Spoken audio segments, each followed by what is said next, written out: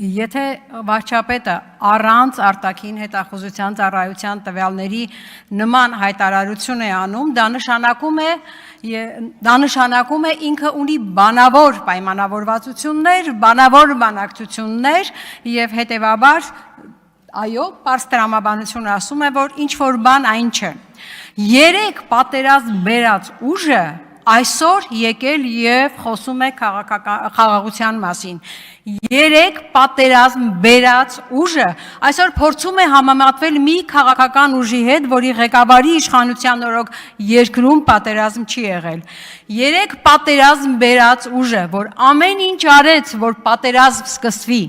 որ ոչինչ չարեց, որ այդ պատերազմը ժամանակին դադարի, ամեն ինչ արեց, որ թշնամին հնարավորինս շատ առաջ գնահասնի Շուշի եւ Հայաստանի սահմաններ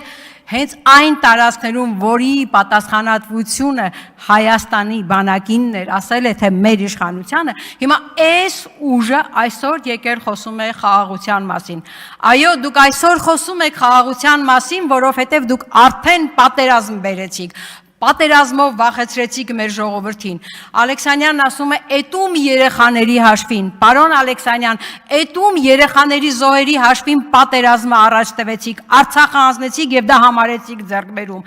Այդ որ երիտասարդների զոհերի հաշվին Նիկոլ Փաշինյանը այսօր կանգնեց ազգային ժողովի դահլիճում եւ հայտարարեց. մենք նույն արդյունքը կունենայինք առանց զոհերի, բայց մեզ դավաճան կասեին, բայց Շուշին պետք է հանձնեինք։ Այդ ում երեխաների զոհերի հաշվին դուք պետք է պատասխան տաք դրա այդ հարցերի մասին, ոչ թե մենք, պարոն Ալեքսանյան, այնպես որ պատերազմ բերողը պատերազմ հրահրողը, զոհերի պատճառ դարձողը երբեք իրավունք չունի խոսել խաղաղության մասին։ Ավարտեք եւ նստեք։